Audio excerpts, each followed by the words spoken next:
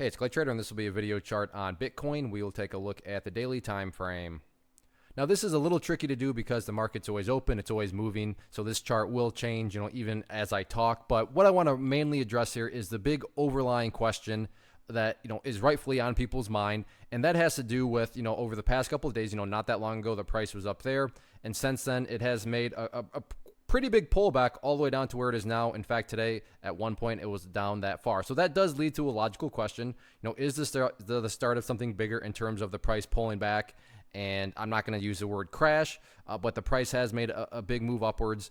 And with the price pulling back the past couple of days as it has, yeah, that's logical to think that is this the start of something bigger in the downwards direction? So what I want to do is just kind of map out a couple overall areas of support from the technical chart perspective, and that'll kind of give people an idea of whether it's just a healthy pullback or if maybe there's something more behind it.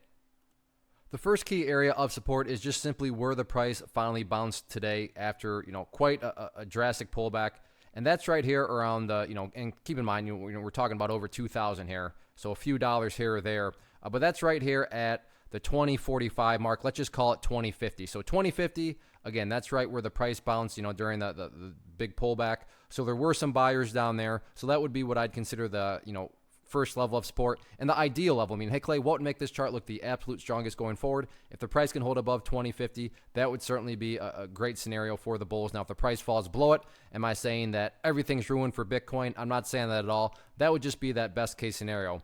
Next key level of support is down here at 1900, and this just comes from a foundational principle in charting, which states when levels of resistance, which you can see knock down the price, are broken, which again you can see right there, broken, you want to see them act as support. So 2050, 1900, two nearer term levels of support. But taking a step back, looking at the big picture of things, it's all about the purple line down there, which is the famous 50-day simple moving average.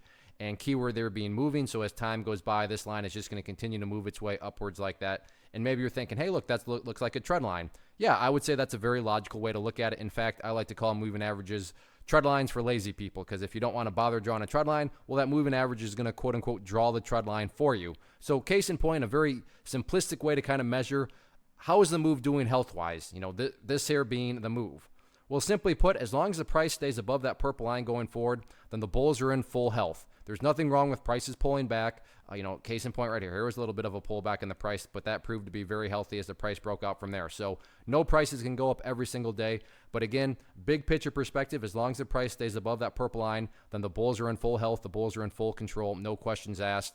So it'll be interesting to see how this continues to unfold. But yeah, there is a bit of a pullback here. So far, you just got to call it a healthy pullback. But we'll see what the weekend brings and next week. So it should be pretty interesting.